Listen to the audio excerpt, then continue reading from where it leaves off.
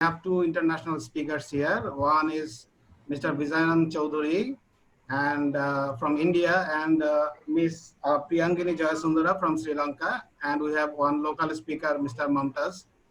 So our session is today, everybody knows already about this impact of COVID-19 on South Asia supply chain and the opportunities. So we all know the COVID-19 has basically, the number of patients are increasing Bangladesh day by day. The business is heavily impacted, and supply chain is basically now the lifeline of this the situation, we can say. Just for an idea, like up to today, around 2.35 million people infected in the world. Out of them, 161,000 people died.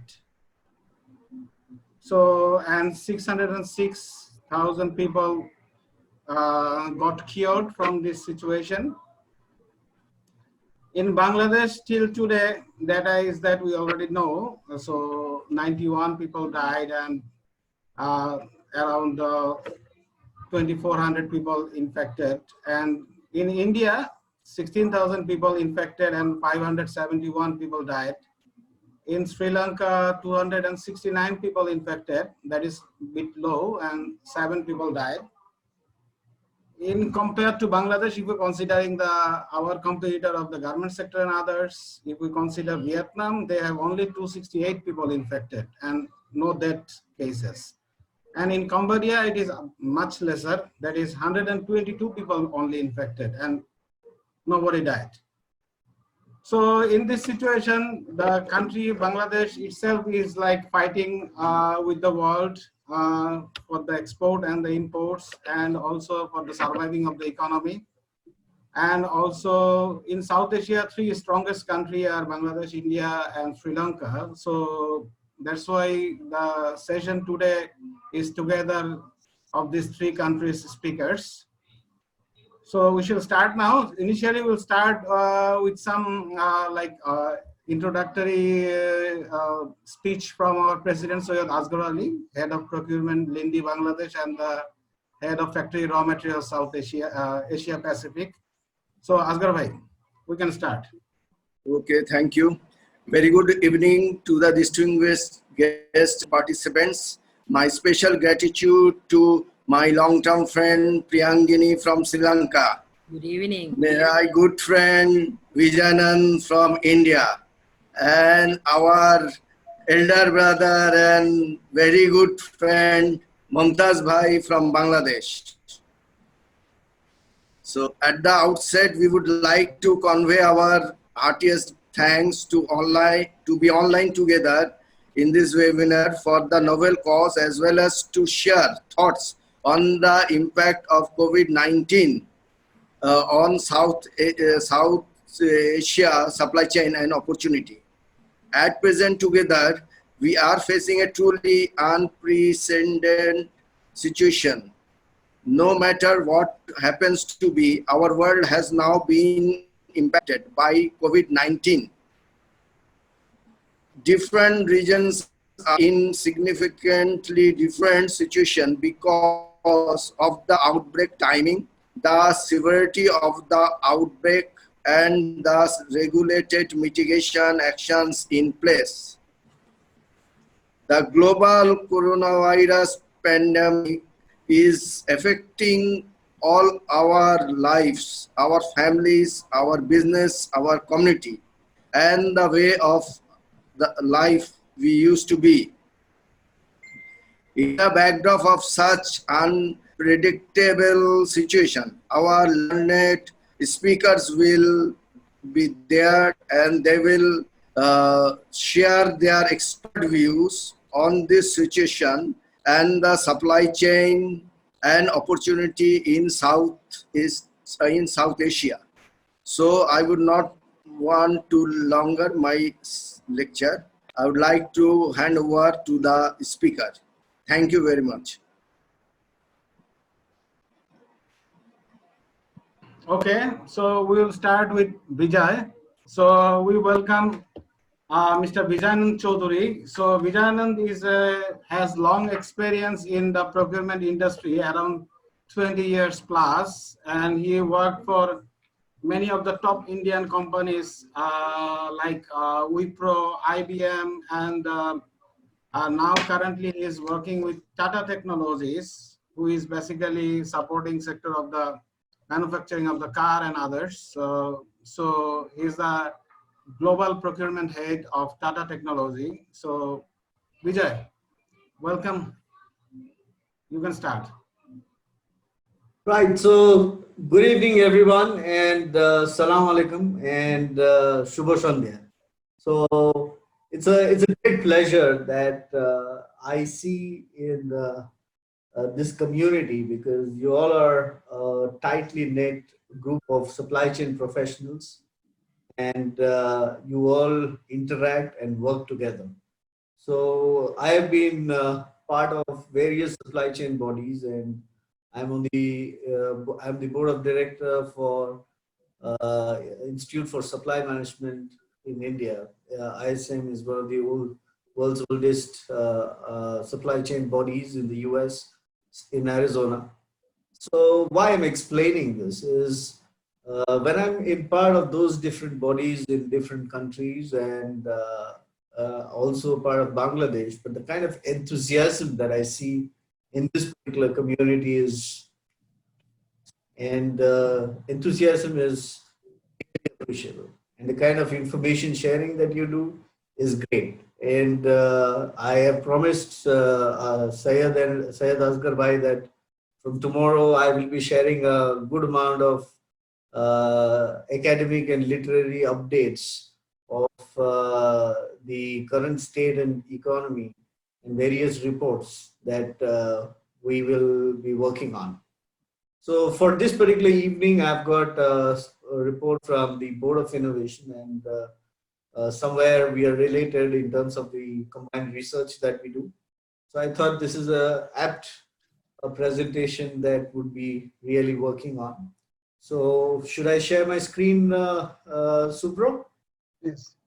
Yeah, here you go, and that's it.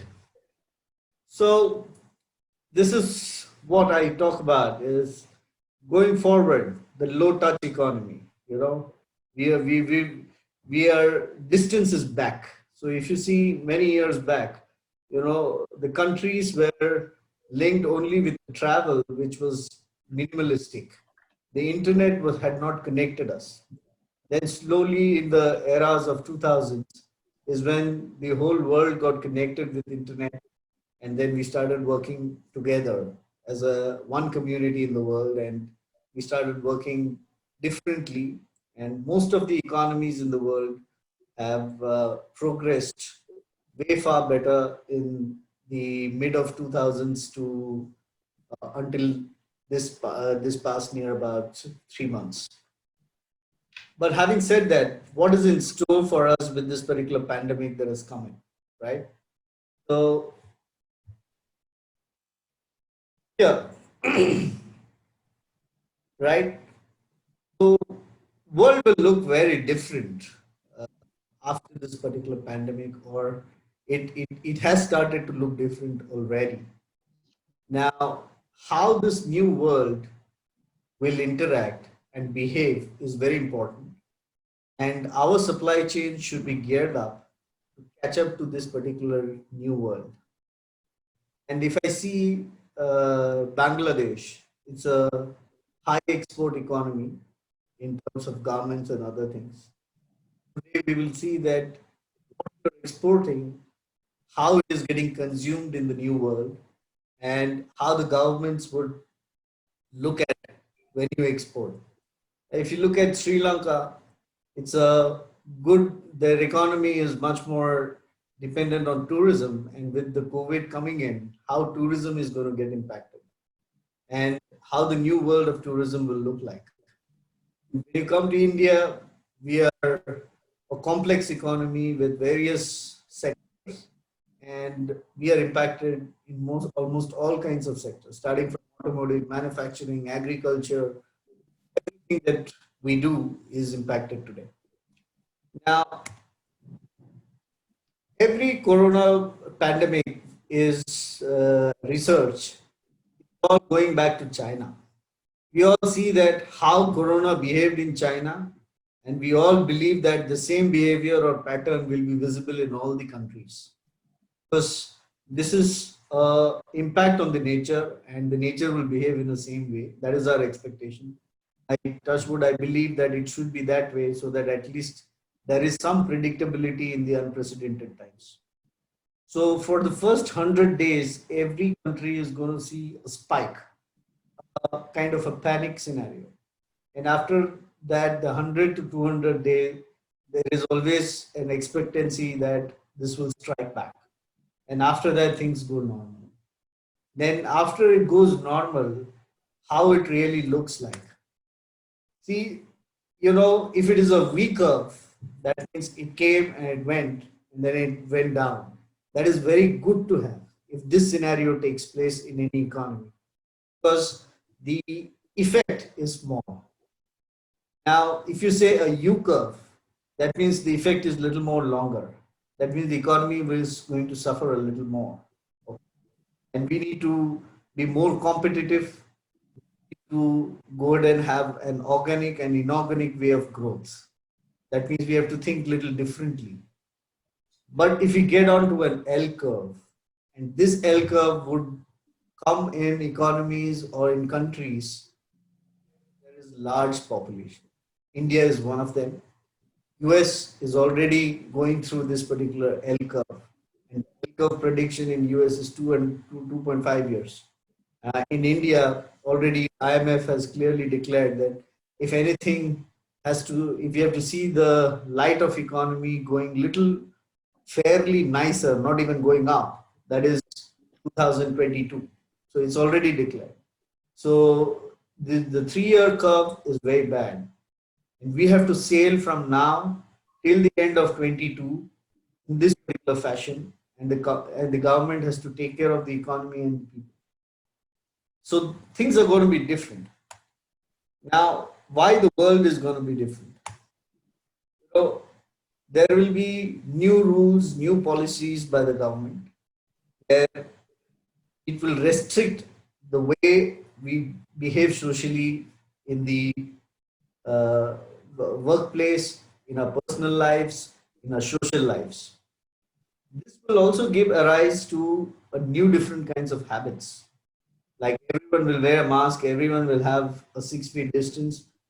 The offices will no more be crowded. Only like 30% of people will be allowed into offices. Things are going to be very different. Supermarket concept also will go down. The malls will have a problem. Something like cinema theater is going to have a big impact. So the new habits are also going to drive a new economy.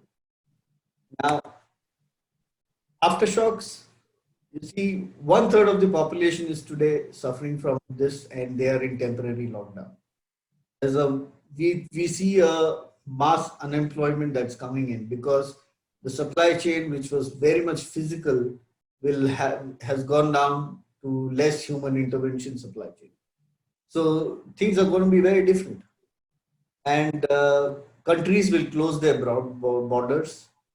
Moving in between the country, international travel is going to be impacted. Now, this is one small example on how China's movie business is being impacted, the Chinese cinemas. You see, it was like this, and it has gone down, and it went up, and again it's coming down. And then forever, for all this would be down, because the population will adopt to different kinds of entertainment and no more the film of the movie business. So this is one small little example that is giving us that what the entertainment industry of tomorrow is going to look like. Are we geared up for that? Now, obviously, there are different economies here. If you see, there are the whole amount of these all are different city names. All of the world is impacted, networked, and we cannot say that there is one country which is not impacted or one particular place which is not impacted unless it is way far remote place. Unfortunately, in today's times, in this world, there is nothing called a remote place. Now, shifts in consumer behavior. The police helmets in China will have infrared. Why? Because they would like to see the temperature of every moving organism around them. So if the temperature is very high, they point out, you please come out of the crowd, right? Similarly, the Formula One would be more virtual rather than real. You would find a lot of robots that would be deployed in the hospitality industry rather than human beings. So that's the different kind of world that we would be getting into. And if we design our supply chains today to take care of that world, that is when we can make a change or impact to the economy. Now, like I said, the human behavior, technology, regulation, macroeconomics, geopolitics, all of them is impacted. Now, 10 shifts, okay, is there's more amount of anxiousness, loneliness, and depression that is coming out of this whole lockdown kind of a scenario. There are more home setups coming up from where people want to deliver their roles and responsibilities. Home delivery is going to be very big. That means here the supply chain of e-commerce is going to be big in the forthcoming times. If countries are able to develop quickly an infrastructure for personal home delivery, I think that's a very good concept that someone has to catch up to. Any hygiene products would really gain, which you also must have been facing in your own countries, like your sanitizers or disinfectants or all kinds of masks, all of these things, right? Now, limited contact with older generations. Then you see there would be a good amount of conflicts also that would come up because we want to cancel a lot of things, we want to acquire a lot of things. Travel will be a big problem. Unprecedented amounts of unemployment. Now, for anxiousness, what do we expect? Right? We go into remote therapy. There is a research which comes up and says social gaming, pets, animals are going to be of more importance and prominence today. Spending more time with the family will be of great prominence. Similarly, all the packaging would get a redesign because small packaging into a big box was order of the day because all the small packaging would be displayed and someone would pick it up. Going forward, the packaging should be more hygienic, touch-free, disinfectant-free. It should have infection-free. And then that has to be delivered inside the house or outside the house and people will self-pick it up. So those are the different things. For example, a pizza boy delivering pizza in Delhi was detected with COVID-19. And what you could imagine, 72 families whom he had delivered are quarantined today. And all the 72 families are living with anxiousness. And easily near about 15 to 20 people would have been impacted. So that's the kind of now how a pizza would be delivered, which is COVID free, which is infection free, is really, really important thing to think about. How do you pack it in such a way, right? Now, travel restrictions even within the country would be big. Of course, for large countries like India, China, and US, Canada, there, even traveling within states would be of difficult choice. And even today, as I speak, I'm not allowed to go into Karnataka, which is my neighboring state. My parents live in Kolkata, which is in West Bengal, and I am here in Maharashtra. So, I don't know when we can see each other, right? So life is going to be very different. Now, in such a thing, how do I see my parents? How do I speak to them? How do I behave? What kind of technology I would use is going to be very different. Now, home setups are going to be big. But please understand, how does manufacturing get impacted? Because manufacturing cannot be done at home. So more of robotics, more of engineering machine controls, more of automated manufacturing will gain prominence. Technology towards that will gain prominence. So similarly, like if you're in Bangladesh, garment industry, people go and manufacture.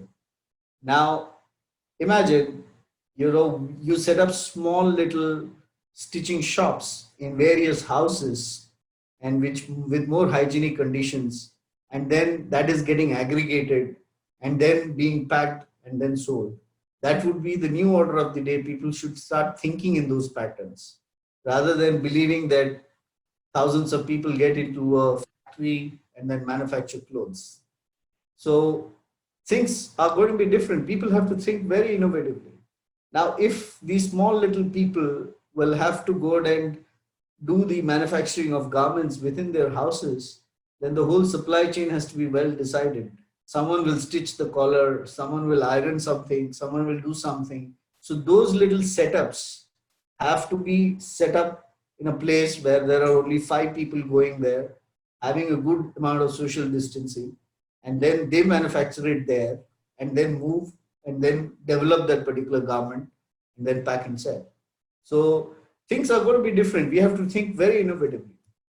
Now, conflicts, yeah, so conflicts are going to be big in terms of your delivery and large legacy agreements that are there.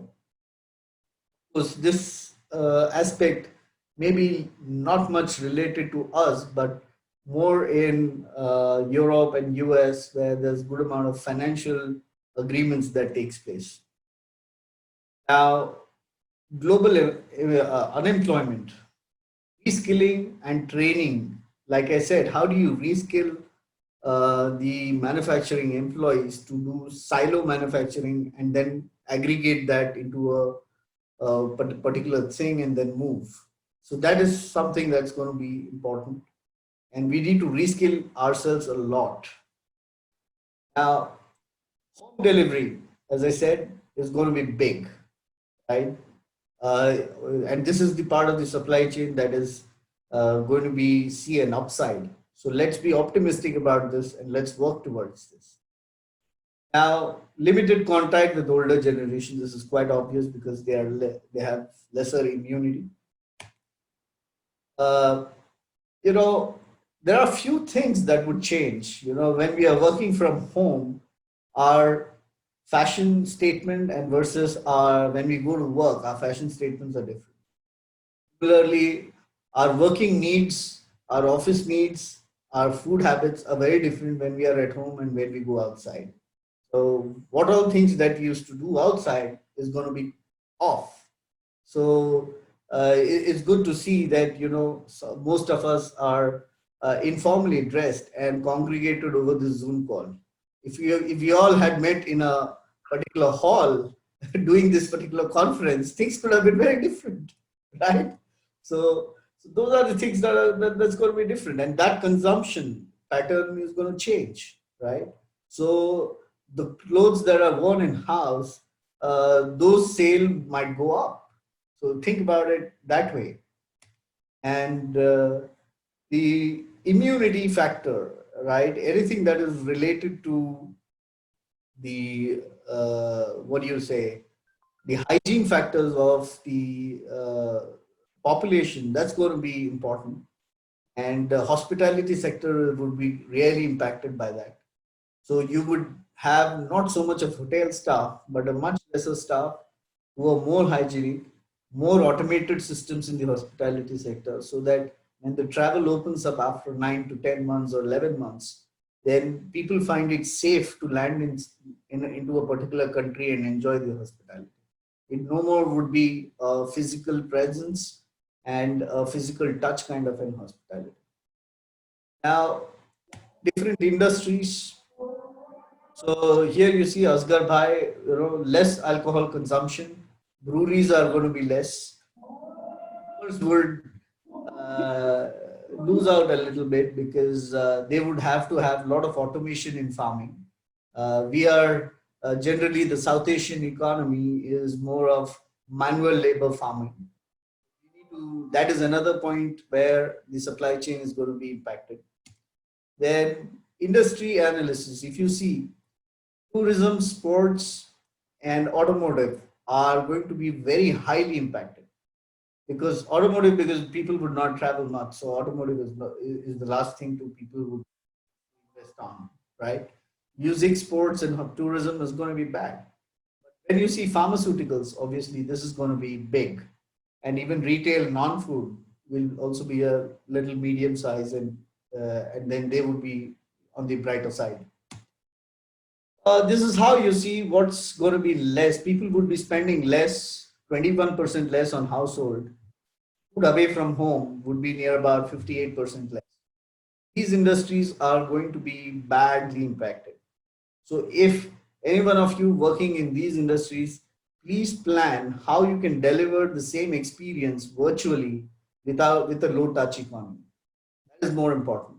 And if you're able to do that in an innovative fashion, in innovative sense, I think you're still in the market, still in the game, right? And infant food, groceries, all these daily essential parts, these are not much impacted. Home hygiene is going up. Whereas if you see the other consumer durables and other social non-essentials, they are all in the negative side. Now, what do we do now, right? So, like I said, this is a simple matrix that, if it is a 0 to 5, if you're positive, please ride the wave, have the patience. But if it is a 3-year, make an aggressive push for growing your market share by bringing innovation. So similarly, if there's a what do you say, if you're in the severity zone, and then you are at a 3-year impact, then prepare for aggressive new entrants. For example, you see Zoom. Zoom call itself is an aggressive entrant. They were slow because they were being hit by WebEx, Skype, and Microsoft Teams. But suddenly they saw a spike from December, right? So similarly, everyone has to work. Now, switching from defense to an offensive situation, right? So instead of being in the defensive mode and mitigating the risks and maintaining the P&L, maintaining the cost, let's get a little more offensive. That is by preparing for the next phase, understanding what would be the next needs, and then start working for it today, because this lockdown will help you decide and make those changes. And if people are not making those changes, when it opens up, they are going to be badly impacted. Now, this is a simple thing, like we are saying, short term, long term, and much more longer term. If you're in a defensive situation, what would you do? And if you're in an offensive situation, what would you do? You see here, this is a typical large industry house that will work on. They would invest in growth areas. They would do a lot of merger and acquisitions. They would develop a lot of new products.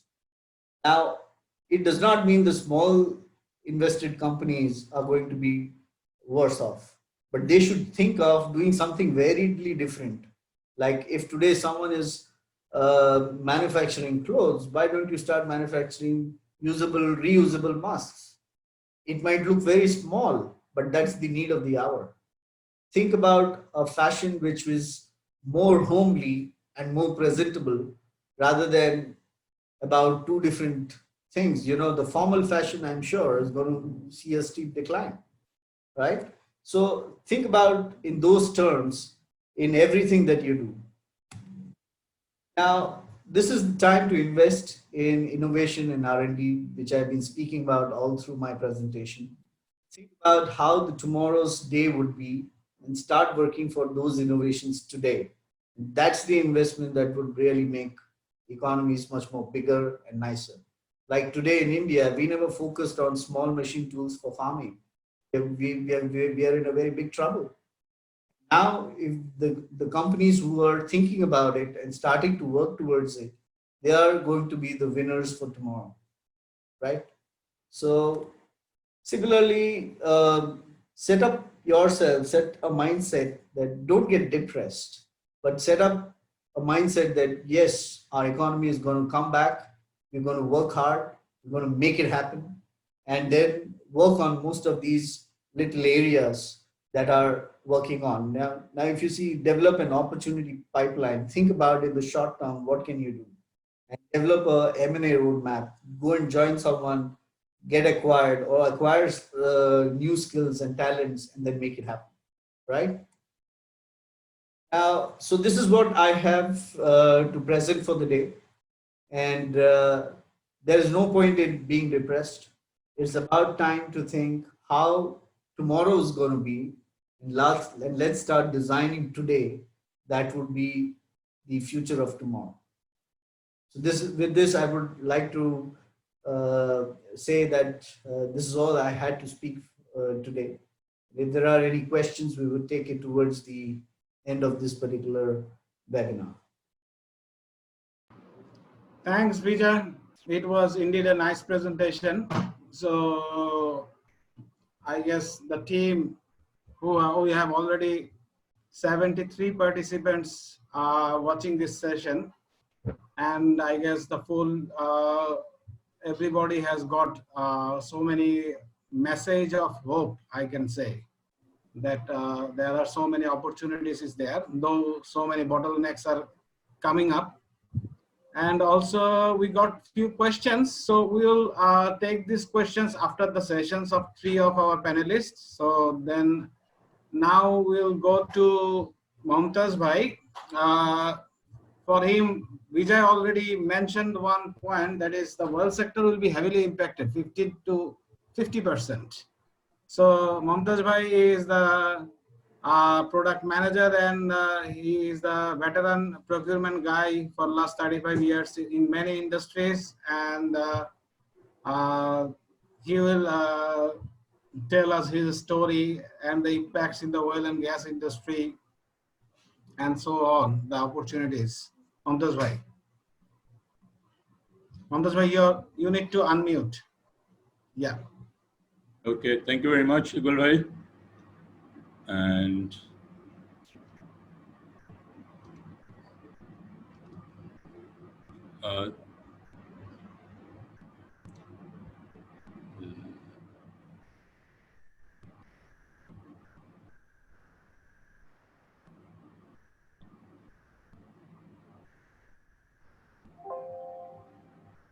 okay, so basically I'm going to start with my introduction for the new joiners. I'm Momtaz Hassan Khan, and I'm working as the production support manager in an oil and gas industry. So we have our gas field located in Bangora, which is very close to Kumilla. And our operations, if I start with, we produce natural gas. This is 24/7 operations. We have a contract with the regulatory authority, which is Petrobangla, and that is our only market. So we have a secured market. Current situation is that our gas production has been reduced by almost 25%. And we are incurring a loss of $175,000 a day. That is our loss at this moment. But we are still able to produce, a sum of it. Our process is running. This one being termed as an essential service. So we have, our people at site, they are also working. We have an advantage here that the gas is delivered through a pipeline. It's a fixed pipeline, and this is going to the national grid of the national gas supply. We have a byproduct, which is oil, and we term it as condensate. This is transported in tankers. Iqbal bhai, can you hear me? Yeah, we all can hear you. Okay. Okay, thank you.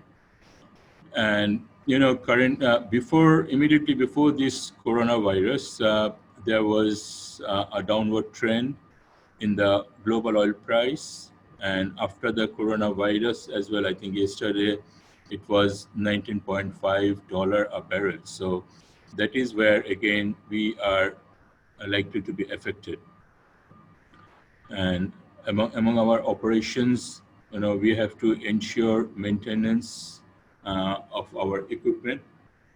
So we are likely to be hit with the supply of spares, technical support that we require from the vendors, and also food supplies for the staff, that is from the point of supply chain management. So generally, in the gas field, we are allowed to take a shutdown annually for about 5 days, and we had planned that shutdown sometime in the month of August this year, and for which we have to bring in our spares. We have to bring in technical personnel from abroad who will support us during this shutdown period for maintenance or upgradation of our process or softwares, things like that. And we have another important part, which is the field personnel. So with the field personnel, like we have in-house accommodation. So we are allowing our people to enter or go to their work after proper health screening. It may be mentioned here that once our personnel, they go to the site, they work there for 28 days continuously, and then they go home for 28 days, during which the standby shift comes in. So during this total period of 28 days, we have to continue health screening, like checking temperature of our staff. We have to talk to them about their health conditions if they have any discomfort. We also have, we are trying to maintain social distancing because since we have common dining place, it's a bit difficult, but again, we have extended or spreaded the timing for breakfast, lunch, and dinner so that too many people do not gather at one time. And since we are providing in-house accommodation, if we have one person infected, then we have a big risk, because if other crew also get infected, then our operations will be highly affected. So for the crew change, we again have to arrange the transport, travel, and during this time, as Vijay was mentioning, that it is difficult to travel from one state to the other. We also have restrictions. There are various checkpoints, and depending on the understanding how we convince the law enforcing agencies, we are allowed to proceed to the field, or when they want to return from field to their home. So that is also a challenge for us. Okay, and about this coronavirus, like when the world came to know about the outbreak in China, sometime in early January, some of the local MNCs, they started putting their contingency plan in place. So from January, they were preparing like how they will manage the situation. Like they were having procedures for working from home. Their staff were given with laptops, internet connections. They were given access to their database so that they could work from home. And that is the area where we lacked in. We did not have planning from January. We started to work from March. So currently we are having some difficulties in involving all our people, like the head office based people, to work from home. And as a result, we are getting directions from many directions to act this way or that way. That is also putting us in some sort of confusions. So why I'm saying this, because some of the companies who could foresee what the outbreak China had, they did not take for granted that the other part of the world are not going to be affected. So they started to have their plans in place. Okay, and if we see like where we are in terms of Southeast Asia or even the world, like Bangladesh, it was locked down from 26th of March, and we know that till 26th of April, that is almost 4 weeks, we have definite news that this is we are in lockdown situation, and India curfew is continuing, and as Vijay mentioned that first week of May, this is as of now, this will continue till the first week of May. And in Singapore, they call it circuit breaker, which is till 4th of May. So by saying this, I wanted to point out that we what the world is doing now is looking at the trend. Vijay was mentioning V curve, U curve, L curve, other things. So the whole world is waiting for a plateau or straight line in the curve during which the increase of infected people will be stable or it will start to decline. Probably from that point, they can start thinking of normalizing the work or their next plan. And in Bangladesh, it is still on the rise, and we don't know like when we'll reach that plateau or a level point, and so that is still unknown. And what immediate impacts we are having now is healthcare is in crisis because the doctors, they did not have initially PPE in many countries. We do not know what the treatment is. There are confusions about the medicines, whether this can be given or this cannot be given.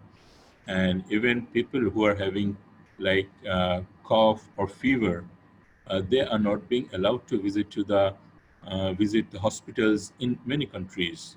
When they contract their hospitals, like even in the developed worlds, like in Canada, USA, or in the UK, they are being told to stay home. They are being prescribed medicines online, or the medicines are being sent to their houses. So healthcare is in real crisis now. I mean, if someone, even if he's not having coronavirus, virus, if they have some other problems, like they have somebody having a kidney problem or somebody is pregnant, getting to the hospital is a bit difficult because that some of the doctors, they are also refraining from going to the hospitals because people are coming with many other diseases. So that's many of the doctors or nurses or staff in the healthcare sector, they have gone into safe mode. They are not going to their work. And we know that all the industries have shut down. So wage earners like foreign remittance, these are being affected. Either people are not working abroad or they were bound to return to their countries. So once foreign remittance is impacted or affected, then cost of living or earning their normal lives, buying their common needs, that is going to be affected. And I've seen on the television that like eggs, dairy products, agriculture, because of transport problem, because either there are lockdowns or there are curfews, these are not being transported. So the farmers, they can't sell their crops. The dairy farm owners, they're throwing their milk into the drains. The eggs are not being sold. So what are these people going to do? Are they going to continue to feed their poultries or their cows, or are they going to grow their next crop?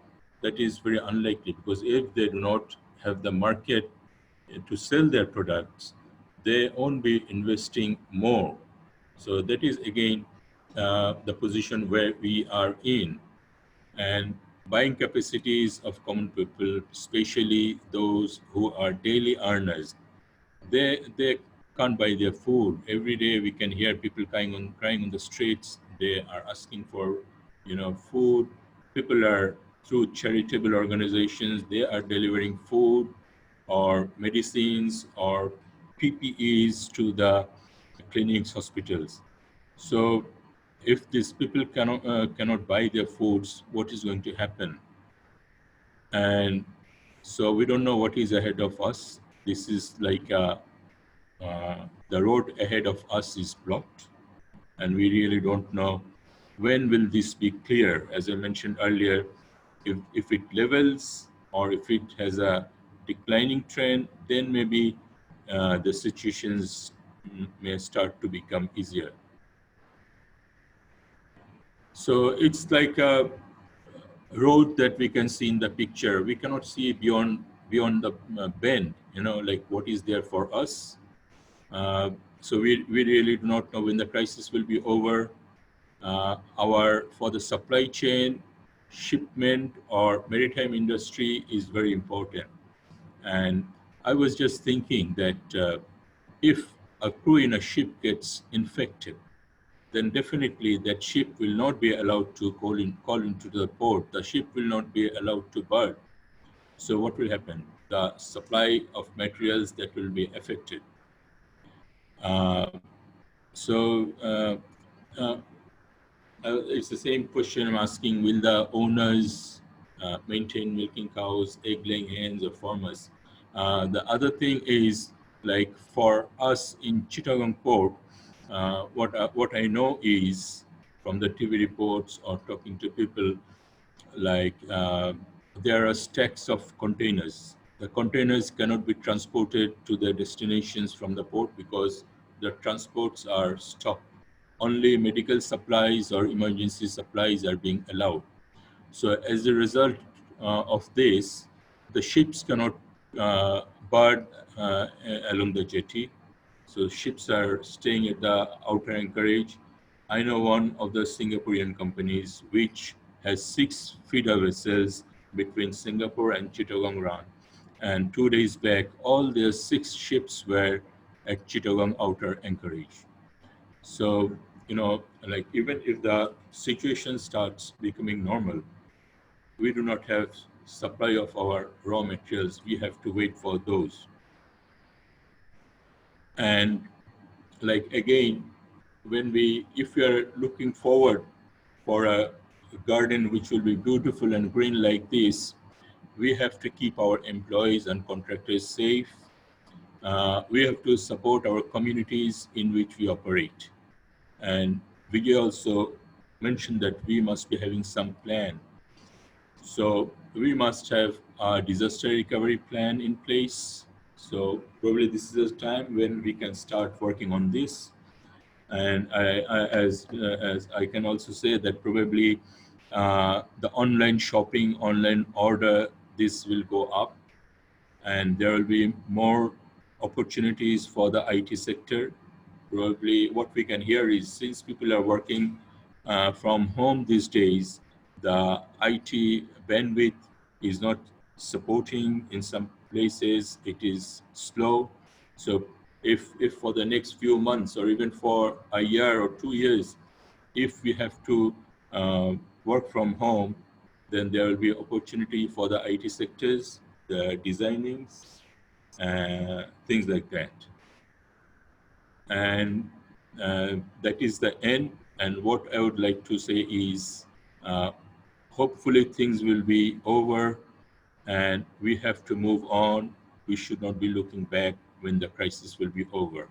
Thank you very much. That's the end. Thank you, Momtaz bhai. Thanks for your nice presentation. You're welcome. So we have also few other questions coming in. We'll discuss it after the discussion. So now I will invite Miss Miss Priyangani Jayasundara. Priya, we cannot see you. Priya is in the screen. Mumtaz ভাই আপনি একটু বেরো যান screen থেকে মমতাজ ভাই একটু প্রেজেন্টেশনটা ইয়ে করে দেন Okay. Okay, exit করে দেন।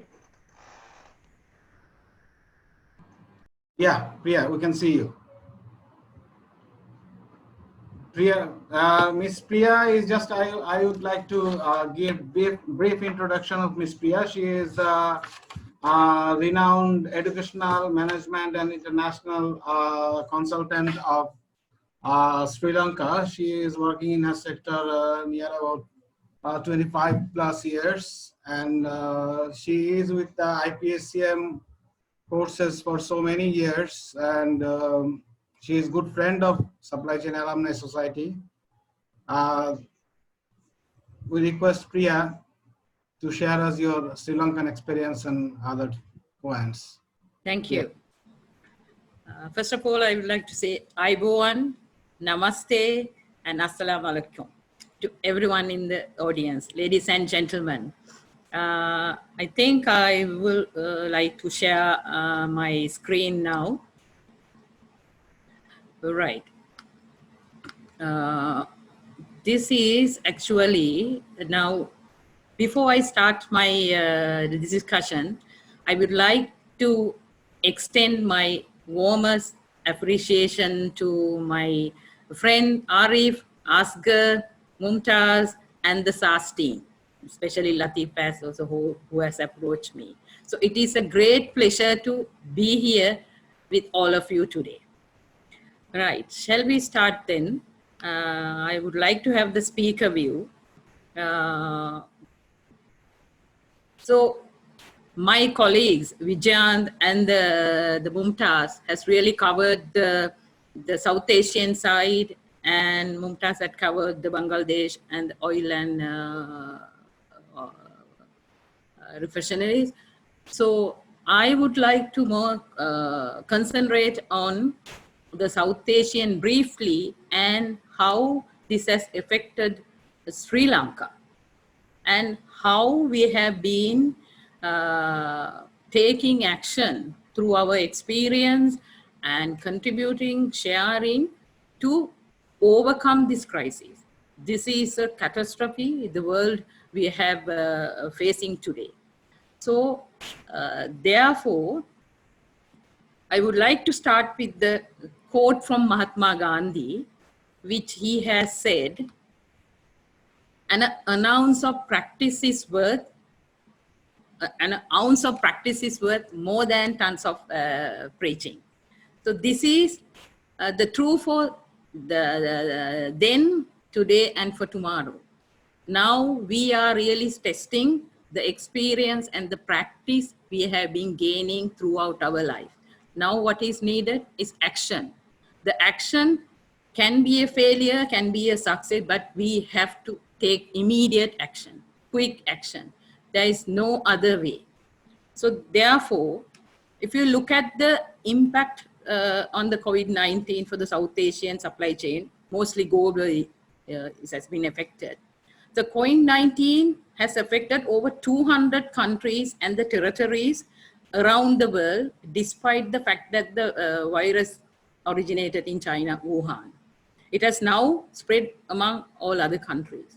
Even though the world is marching towards the technological boom, no one has been able to find a successful medicine and the remedial measures. Yes, China, USA, Japan has been talking about the experimental medicine, but it's not tested and confirmed to use in this epidemic, right? But then when I look at the South Asian heritage, I can see our the heritage with much of the lot of the ingredients, especially in our kitchen, the Ayurvedic medicine, alternative medicine.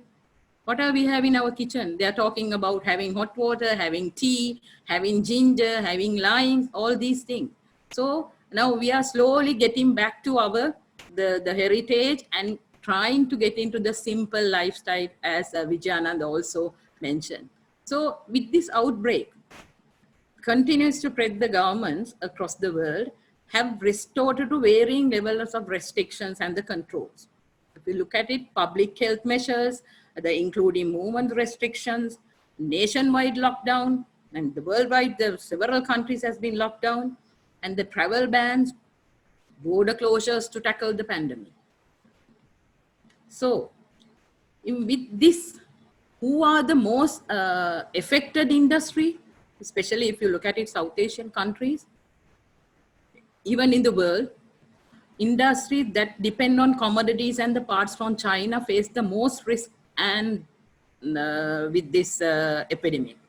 See, like industries like apparel industry, I know South Asia has been really affected, electronics, tourism, automotive industry, aviation and maritime, consumer products, pharmaceuticals and manufacturing.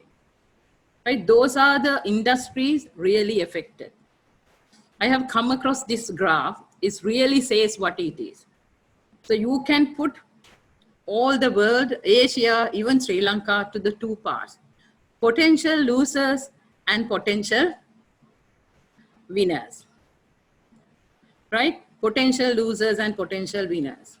So if you look at who are the potential losers in this tourism and leisure, South Asia is really affected. And the aviation and maritime, automotive industry, construction and real estate, manufacturing, financial services, education. Education has been somewhat recovered because we are using the technology to mitigate. But an oil and gas, my good friend, the Momtaz has said.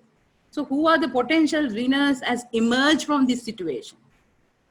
It is the medical supply and services. That's number one. And the food processing and the retails, and the personal healthcare and the ICT, like education, e-commerce, all these things, and agriculture. That's the most important. See, when you look at it, all these aspects, as I earlier said, I would like to more concentrate on the Sri Lanka, how we have tried to minimize the epidemic, and what are the impacts we have been facing. As Vijayanand said, the tourism industry has been our major income. It has affected drastically, right? It stands still. Apparel and textile industry, right? Most of the European has closed, and the BOI, we have garment factories, employees, we have to send back home because they are standing still. But recently now, the day before yesterday, the BOI authorities have been now discussing how they can start again with the few countries they have been discussing. So they will be the next week, because government is thinking the lockdown, the exit strategy, like, the pilot thing, not the completely, but the several districts they are trying to start working on. But then there will be a restriction from traveling, buses, trains, and all the other areas, right? And the construction and engineering, the retail industry, the real estate industry, and the construction industry has been booming in Sri Lanka. Now it's no action. And also retail and consumer. This is our main bread and butter. We can't live. Our life depending on the food and the medicine. So now this is the supply chain professionals, we will be effectively can contribute. And the government all over the world are trying to manage their supply chain system. And also the banking and finance. These are the other most affected areas in Sri Lanka, because banks and the financial, the personnel are, even though the government has asked, made them the essential services, they are afraid to come and, work with the people, because they have to use the notes, and, they're afraid of disease spreading.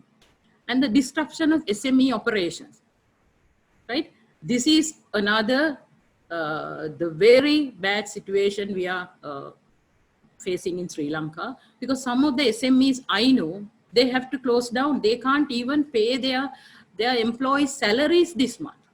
So government has been taken some action, right? This is really, and also the daily income, daily wage, the income earners. Those are people really, really affected, because they don't have any job to do, so they don't have any money. So you can see how this has been affected for us, right? And if you look at the government of Sri Lanka, has taken and initiated several endeavors to help the country to prevent, detect, and respond to the COVID-19 pandemic and strengthen its public health preparedness. So therefore, the government has aggressively taking measures for the social distancing and issuing travel bans, closing ports and the airports, right? And island-wide lockdown. Sri Lanka, 6 districts, including Colombo, where I live, has been completely locked down from the March 24th. And the lockdown started from March 11th, but it's not rapid. It has been rapidly, but the 6th district has been locked down from completely from 24th to up to today, right? Tomorrow I might be able to go for marketing. And public and private partnership. This also Sri Lanka government has been aiming to aid the Sri Lankan households to obtain the emergency supplies. And establishment of coronavirus task force. This is I think, the best ever solution the government of Sri Lanka has taken. They have immediately established a task force with the health professionals, the armed forces, the police, and the essential services. This has been really has been helpful to control the situation and to having the smooth supply chain in Sri Lanka, because which has effectively coordinated in the health and the professionals for containment and quarantine, raising the effort with the armed forces and the police. And also there has been a restriction of import non-essential items. That is, I see, is a very good decision, because when I talk about the opportunities, you will see how much we have been developing that area. And also emergency health and the economic measures, right? Now, government has been providing the relief measures to the poorest and the low income and the most vulnerable businesses to help them out. Especially the special health, what is Agraha insurance scheme for task force engaged in the corona prevention the activities, health professionals, armed forces, civil security, and some other the SME business people, because they are really vulnerable, essential services, they are really vulnerable for that. And for this, we have a government intervention, what we call Samurdhi Authority, which is the government, and they are giving some allowances from 5,000 to 10,000 to the people, and they have effectively used the government mechanism, that means AGA, the government agents, Grama Seva, Niladhari, the officials, and they go home to home and giving this the special help, the insurance and other activities. And also the government has taken a decision, suspension of all loan repayments for 3 months from last month, because even the personal loans amounting to 1 million, I think, yeah, 1 million. And for the financial institutions and the organization, because at the moment, a lot of people are unable, even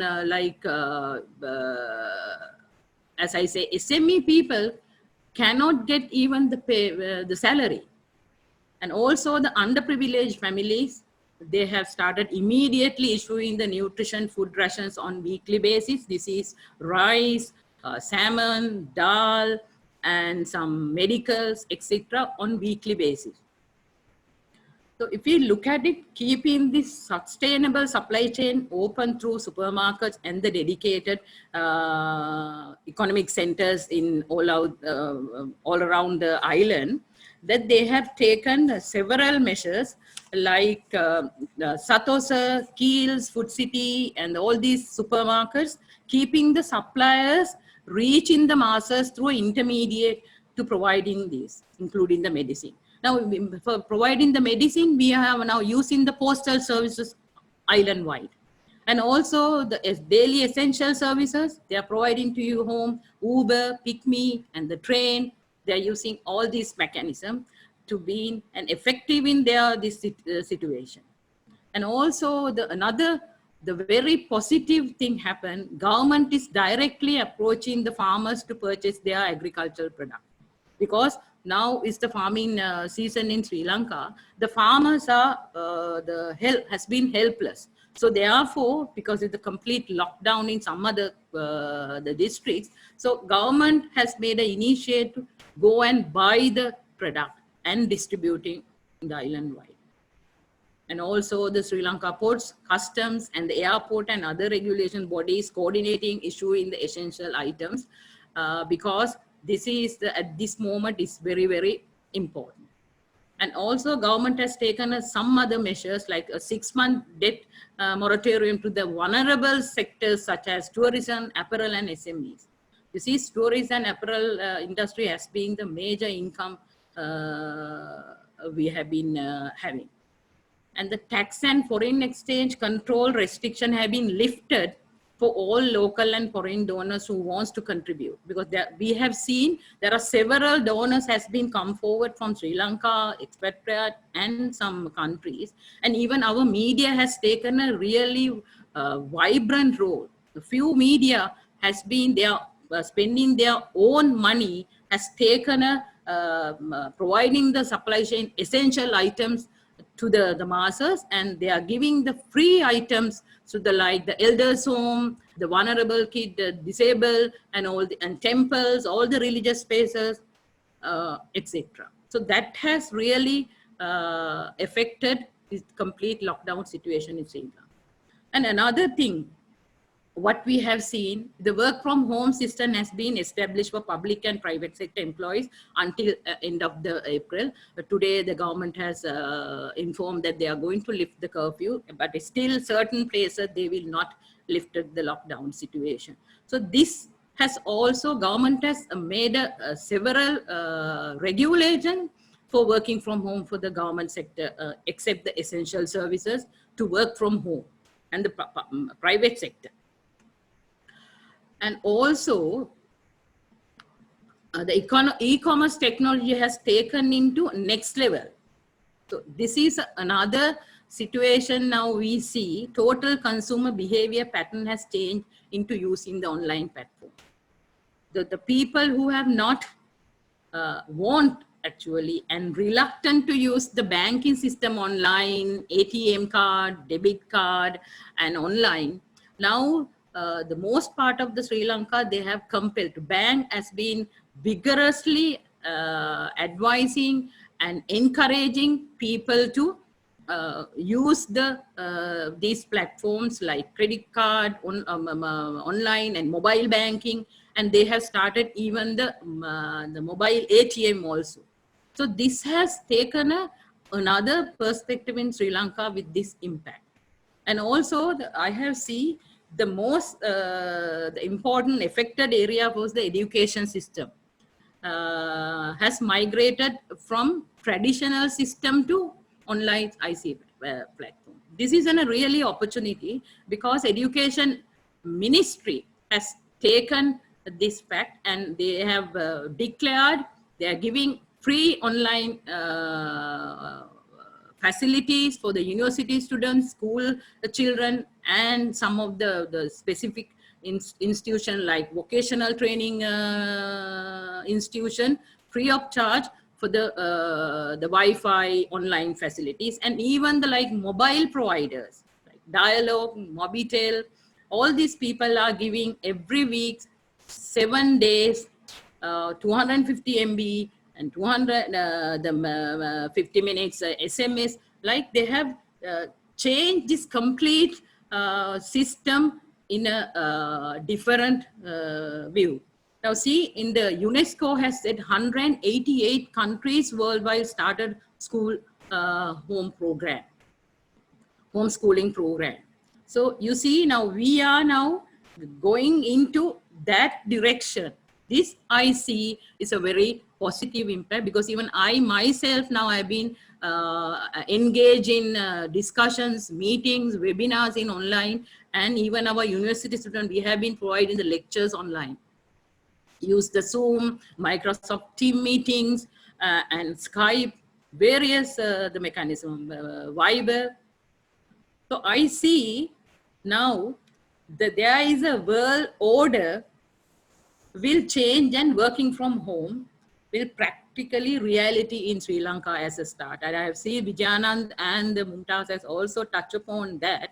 So we actually now kind of becoming really maybe addicted to that. And I myself as a person, very active person, and I thought it's going to be becoming very boring. But then no, working from home also now given me some happiness, pleasure, because I have been able to take care of my home while I've been working. Anyway, I have been a part-time consultant for, but still I have been engaged in over 20,000 organizations. So I have been really busy. Now, another thing I see, this is what I think the South Asian countries, we need to see as a, the leaders. Sri Lanka government has encouraged homegrown farming to cater agriculture needs, providing seeds and the plants through agriculture department on nominal fees, and some areas for the poor people they have been giving free of charge, like vegetables, fruits, and related products such as jam and juice products, spice and dairy products, poultry, and farming. And also like the city and the suburb, like the apartments and all these crowded areas have also started, like, you know, the vertical way, using the plastics, using the pottery and planting the vegetables. And also there has been a grace period provided for the payment for income tax and VAT, driving license, renewal fee, utility bills like water, electricity, and assessment tax, credit card bills, and the bank interest reduced. So bank has been reduced to their interest rate for 2.5.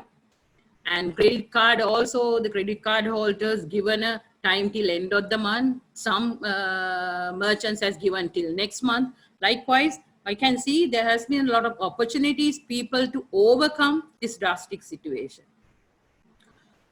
As a environmentalist, I am really happy to say this epidemic, the coronavirus, created a pollution-free environment. You can see, I like really the sea and the jungles. The Center for International Climate Research in Oslo estimate there will be a 1.2% decline in carbon dioxide emission in 2020. How nice. I'm really happy. So even Sri Lanka, there's a lot of hotels like Mount Lavinia Beach and hotel, recently they have shown in our TV news, it really has been clean. No pollution, no plastic, nothing. So the crystal clear ocean. And the roads are very clear because thanks to our thanks to our municipal council, they have continuously started the cleaning, taking the garbage, waste, and everything. So how nice. So the simplicity has asking us to take measures and telling us the simple life will be how effective and how we can go forward. We don't need all these the materialistic words, because there is a saying that every dark cloud has a silver lining. So we need to take this opportunity as the blessing in disguise. And also the new intervention is taking place in Sri Lanka during this time. A lot of professionals, young students, school students, and the medical student has been taking a lot of intervention, automated sanitization machines. They have invented proactive ventilation, suit, mask, etc. for the health professional, air seal, incubation bags, foot operated door handles, and wash basin for general public, new CPR machine to help paramedics to save patient life, especially heart patient. So there are few, I have put it on the word, this is in the also YouTube. Anybody wish to, they can go and look into it. So the more than anything, I think what I'm really happy to say the opportunities we have come across the staying home is extremely positive experience. For many that is strengthen our family bonds, full of love, gratitude and hope. Not even that, we have been enjoying our family gathering, entertainment online, praying together, that has been filled with our days with laughter and happiness we have forgotten. And even I have been have time to talk with my sister, mother, which has been not really well. So, and even I have been starting talking to them and playing games like we have the home games. So it has been really good. So what I would like to emphasize on this crisis will pass. And we will witness many more positive social, economic, and technological development all over the world. Right? And also, today I think we have realized that more than ever, our health is more important than everything in the world. We have to live first to have and enjoy all the materialistic things. So that the coronavirus, I think, really has given us a classic example for us to telling us to go back to our heritage, our way of life. South Asia, we have a very rich culture, religious, spiritual. So they're asking us to go back and revisit the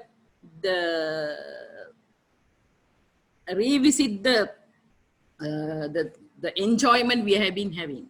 So before I wind up, I would like to say at the moment, we have been, I think, very fortunate because of the government measures, especially establishing the task force, that we have been able to control the 7 deaths so far today, up to now when I started. This is today's the statistic. And also recovered and discharged patient has been 91. And suspected individual currently under observation in the quarantine areas, 122. Number of patients undergoing on treatment, 158.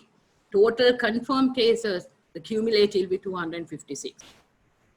And also I'm really happy to say, recently, the Director General of World Health Organization praised Sri Lanka government for taking actions to the continuous support to fight against the coronavirus outbreak. And also the recent, I think everybody knows, the SAARC countries' leaders at their meeting, and they have promised and they have extended their hands for helping each other, caring each other. So in that gesture, Sri Lankan government has donated 5 million to the SAARC Corona Fund. So also, recently that Institute of Certified Management Accountants in Australia research study to evaluate the response and the leadership shown in each country and to develop the global response infectious disease, what they call GRID index. Sri Lanka has been placed in rank number 9 among the world for COVID-19 response. That is what we can really happy for. But this research study has been done in the end of the March. So I had given the URL. You can, anybody who wanted to go and check, they can check. Before I wind up, I would like to say the Charlie Chaplin, who has made all the world, who can say smile. Nothing is permanent in this wicked world. I would say this world, not even our troubles. So ladies and gentlemen, dream on, don't stop dreaming. There is among the dark cloud, there is a silver line. We all can do it if we put our mind to it. So dream on and be safe and stay safe. Thank you.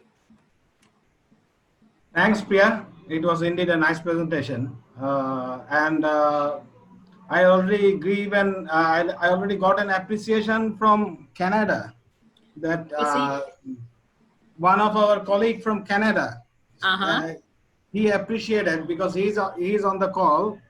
So he is on the same session, and he appreciated that you are giving us light of hope.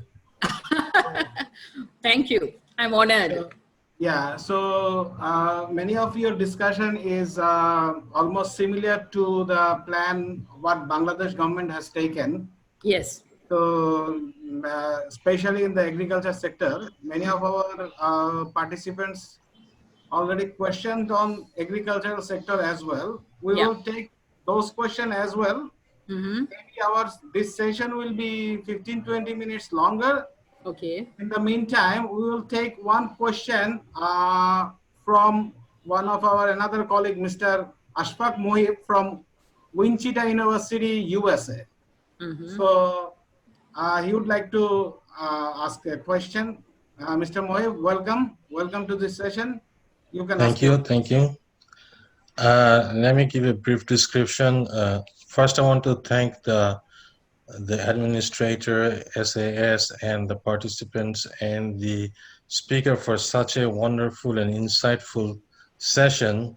And actually is really helping us to adapt to the current lifestyle and also looking to the future. So my question is more of a request. I'm going to give a little background where I was and where I am and where we want to go. I'm the um, uh, department head of Operation and Supply Chain Management in American International University, AIB, and I'm on currently in study leave doing my PhD program in Wichita State University. And me and my wife are very much in that supply chain area. We have graduated more than 800 supply chain alumni from AIB. Now, to contribute back to our supply chain society, what we are doing, we have requested the university to do some scientific research on supply chain disruption, our readiness, or more like unreadiness for this pandemic disruption, and more importantly, what we can do to be ready for post-pandemic. So we are going to launch a series of scientific research on structured survey where we want your feedback, how ready we were or unready we were, and what we are doing or what we could do to be ready for post-pandemic. Because I know it's going to come, so better be ready now, like doctor says and our presenter says, that better be ready now what to do and get used to the fact and be ahead of time. So we want your feedback and opinions, and I'm going to ask SAS presidents and the participants to contribute. I'm going to have my 500 graduates to do that. So I want the professional society to be involved in that. So I appreciate your time and involvement in this one. So thank you. Thank you, Mr. Mohib. So thanks for joining this session. We'll hear more once you come back from USA, and we'll learn more.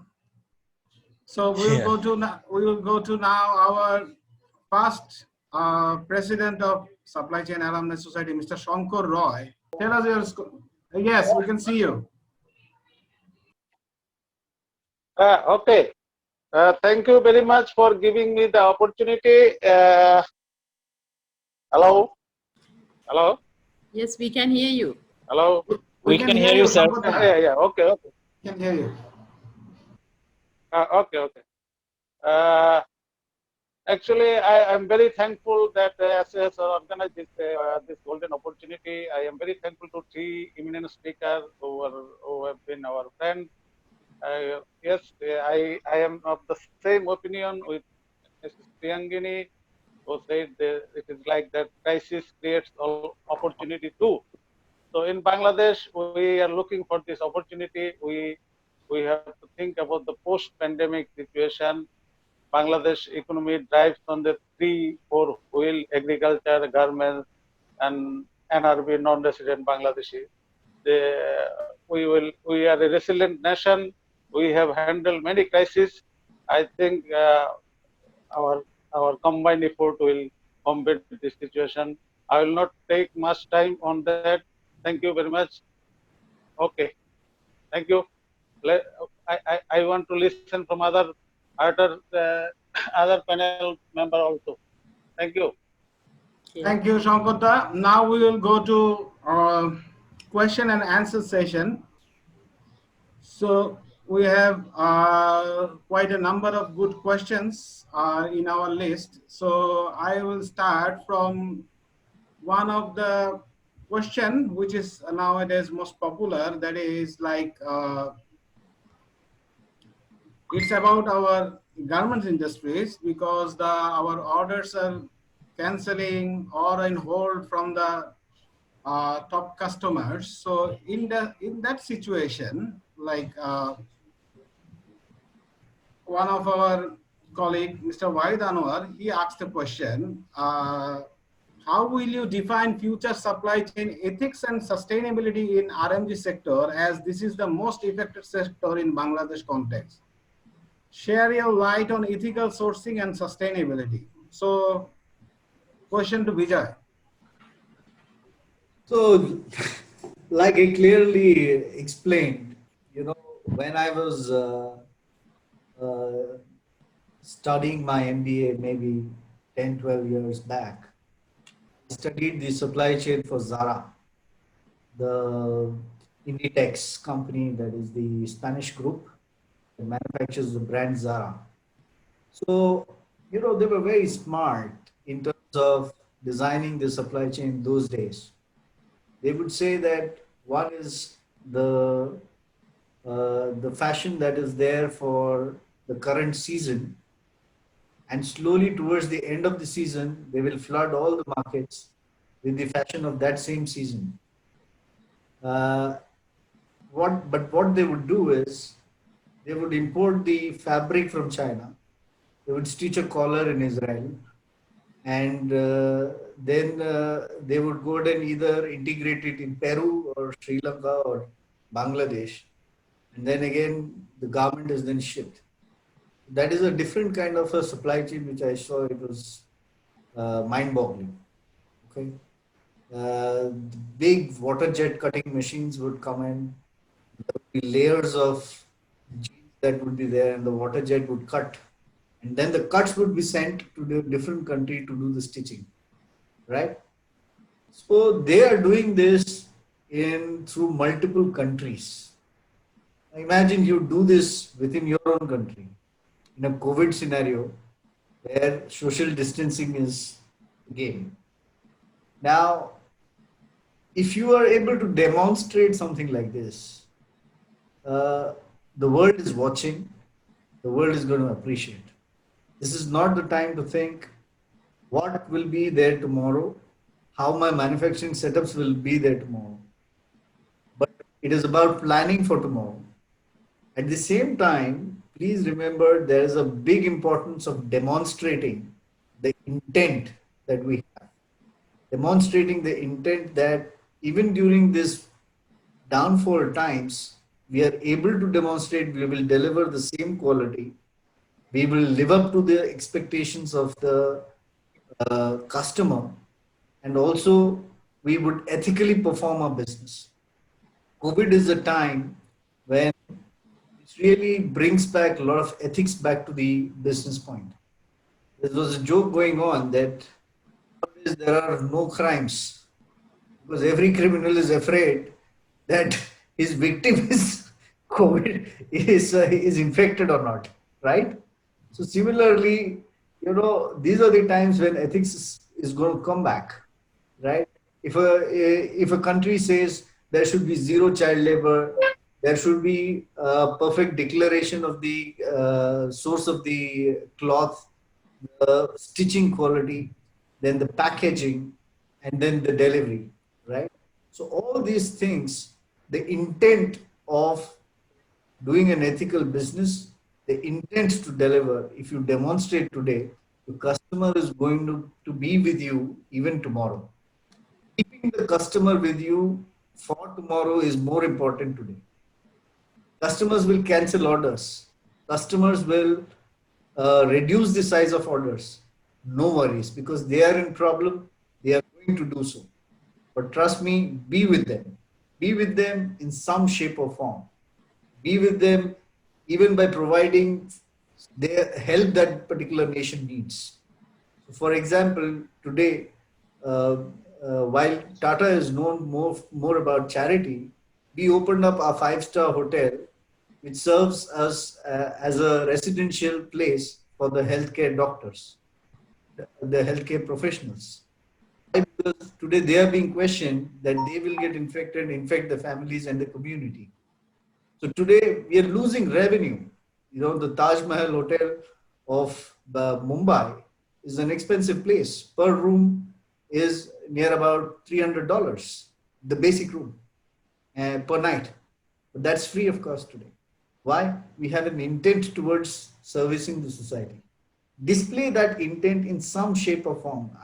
People can get innovative, you know, in terms of showing that intent. That is very important to secure your revenue tomorrow. This is first point. Second, please bring innovative ideas in your manufacturing. Please bring, display how you are able to do things differently. Show the customer how beautiful is your work environment. Convince them that these are being manufactured in a very hygienic condition. Convince them that these are packed in hygienic way. So these are things which are very important. So when you start demonstrating this, your belief, the customer's belief on you is going to get stronger. The volume might be low today, but that particular trust would give you the volume of tomorrow. So please sail through that. The other thing is in terms of supply chain. Yes, there will be a lot of government interventions. Government will do a lot of checks at the ports, at the delivery points, and those checks could be bizarre. You know, starting from disinfecting your product to opening your product, checking your product, doing a lot of things on it. So there would be a different way how your product will travel from your country to your customers. Please be prepared for it. Please cooperate with them. And also come forward and give them ideas that how you can hygienically deliver your product to the customer. Think about that. This is the time to think, and this is the time to plan. This is the time to innovate the way the customer will want tomorrow. So if you're able to do all of this, your business is not going to go away. Your business is going to be with you. It's going to increase. The hockey stick drive will come. Only three scenarios. Remember, either it could be 6 months, 1.5 years, or 3 years. Nothing more than 3 years. After 3 years, there is a hockey stick drive that's going to come where the business will rise. Prepare for it. Don't lose your heart. That is more important. Thanks, Vijay. Nice answer. So now question to Priya. This is question from Mr. Ashraful Islam Khan. What would be the key driver of future logistics industry? What are the key drivers pre versus post COVID-19? This is question 1 to you, and I have another question for you. That is, we know that Vietnam, Sri Lanka, Cambodia are comparatively less infected than Bangladesh. So what are your RMG sectors are surviving or doing the contingency plans? So this is the second question for you. The service sector. Yeah. So first one is on the logistics one, how you are planning now, pre and post COVID, and another one is for the RMG sector. Priya. Right. Right. I again need to look at the questions. It will be here on that, no? Okay. Right. The logistics sector, the supply chain, right? Now, actually, we are trying to the lockdown situation, the exit tomorrow. And still the essential services are going to work with the task force. Because still the essential services, we can't completely open up because of this pandemic situation. There are some the reported quarantine people who have been quarantined and affected and sent home after recovery, after even 21 days, 25 days, they have been affected. Therefore, it's a very, very crucial situation in Sri Lanka. But we are very optimistic and we are very hopeful. The government is tomorrow starting like a pilot, the exit strategy to see how we can control the spread. And also the BOI, apparel industry and SMEs are also encouraged to start their work from their home or the organization. But still we are in a trial and experiment basis, because the main thing, we don't want to spread this situation, we want to control. Therefore, it is still, we don't know how we can control and overcome, but then still the things we have started, as I explained. So we are reaching to the door to door, the essentials, medicine, and even if you are quarantined, even if you are affected, we are not asking them to go to the hospital, call the police or call the task force and they will come and take you. And then slowly they are trying to open up the organization, but it's still 50% of people are advised to work from home to minimize the affecting this pandemic. And this, then the next question, Iqbal, regarding the medical. Yeah, it's about the RMG sector. So how you are doing your contingency plan, like, because governments are losing their business. So you have what the question is exactly, what contingency plans are taken by other countries to survive their RMG sectors, like Vietnam, Cambodia, Sri Lanka. So Sri Lanka, you are here, so maybe you can answer this. RMV section, what you said? Ready-made garments. RMG. Sorry? RMG, ready-made garments. Ready-made garments, yes. That's why I said the BOIC now has started talking to the apparel sector and the textile. So we are now taking some measurements, talking to the industry, giving some portion of the work to the home, the employees staying at home, and try to, like a cottage industry, giving the materials and providing the machines and collecting and importing.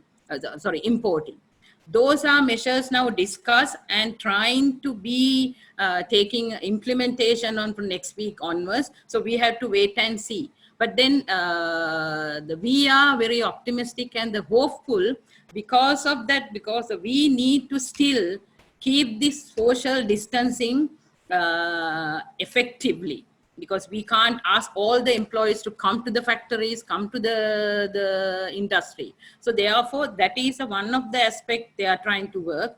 And with like subcontracting, there has been doing earlier. Now they are trying to, because they need to keep the employees going and they need to earn their wages. Therefore, that is the one strategy the BOI has been talking about. So we will see how it is from tomorrow, actually, tomorrow and the 22nd April. The 22nd is the one we are going to open up some of the our textile industry and the garment. So Priya, are you, that is another question, but I am asking you in short term. So do you have any crisis of your specialist doctors or specialist medical team who is in the front level? So do you have any crisis in your country? At the moment, not. But that is why the Medical Association of Sri Lanka, working with the task force, has taken a very strict control. The president also has to oblige their request to control this situation spreading. So therefore, at the moment, we do not have, because armed forces, medical professionals, we have using the final year medical students, and all sort of assistance we can take it, and even the armed forces and police and working with the health professionals, providing all the support. So far not. But then if the virus, the GMA, Government Medical Association, has been warning the government, if this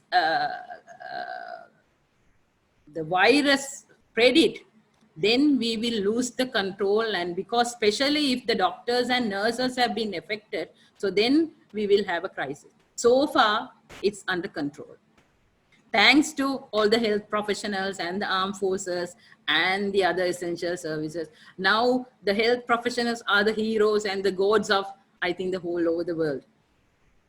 Okay, thanks, Priya. So, Mr. Afsar Hussain, he has like asked so many questions. So I am taking one of his question to Vijay.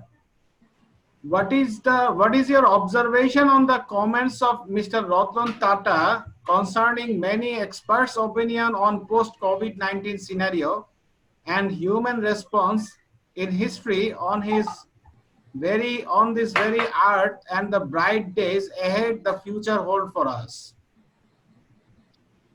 And so at this moment, the chairman of our group is more concerned about the safety and about the health of the society.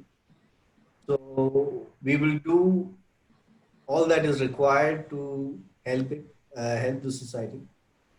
By that way, what we are doing is, apart from the donations, we are trying to see how we can help the healthcare workers, how we can help the governments.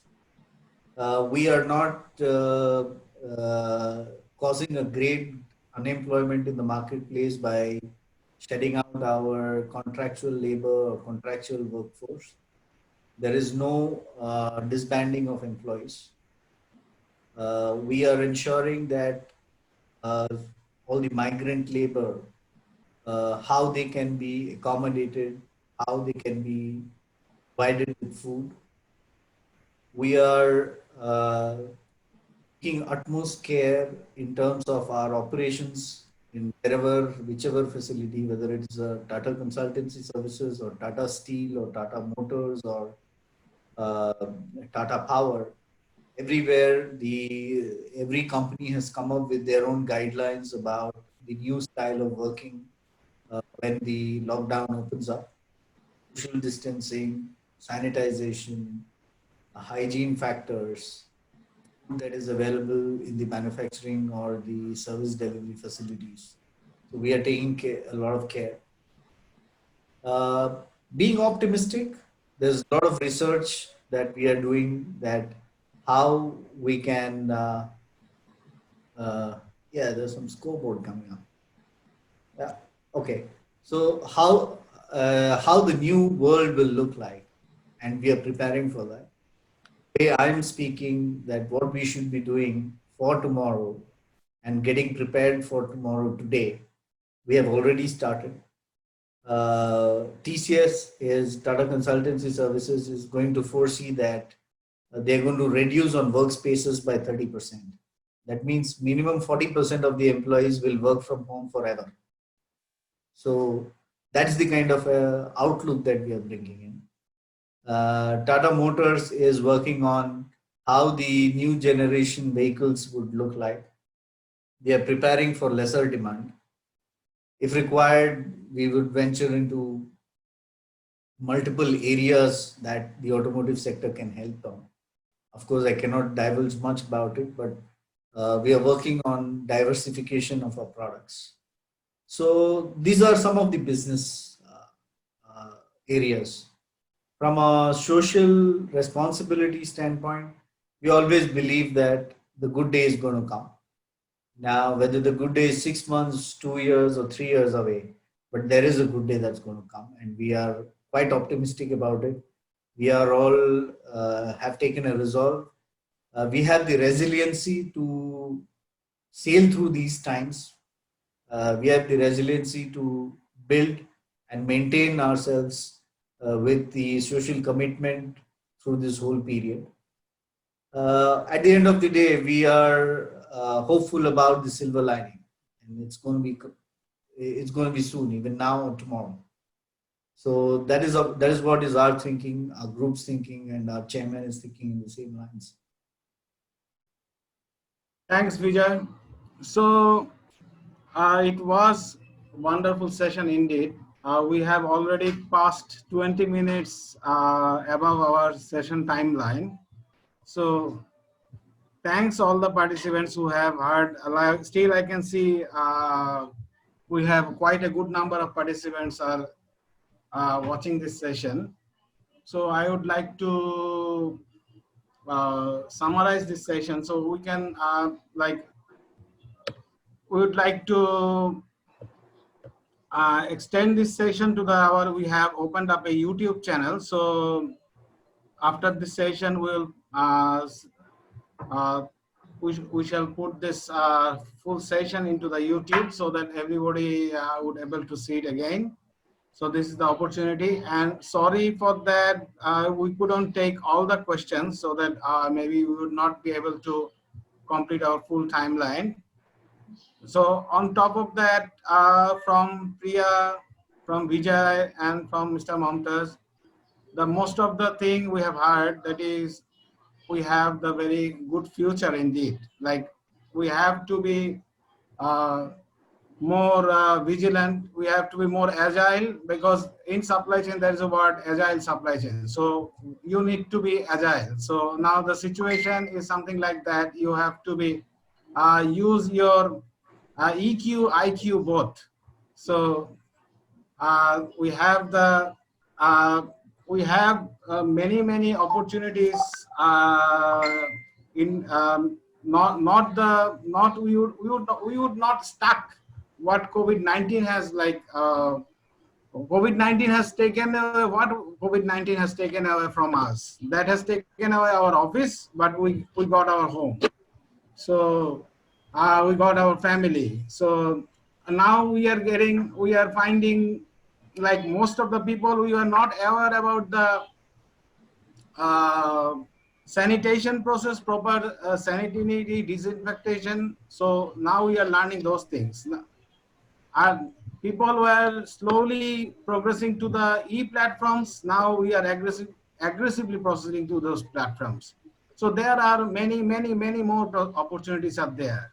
So we are planning to extending this session in this COVID-19 pandemic situation. Hopefully by next 7 to 10 days, we have another session coming up.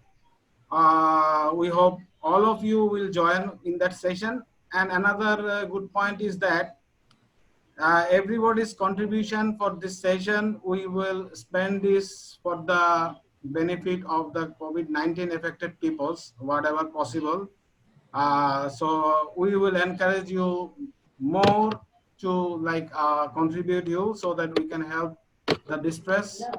And from SAS, we would like to stand beside the people, stand beside the distressed people, and we would like to discuss more about our current situation, and we want to open up the new path of opportunities in our future supply chain process.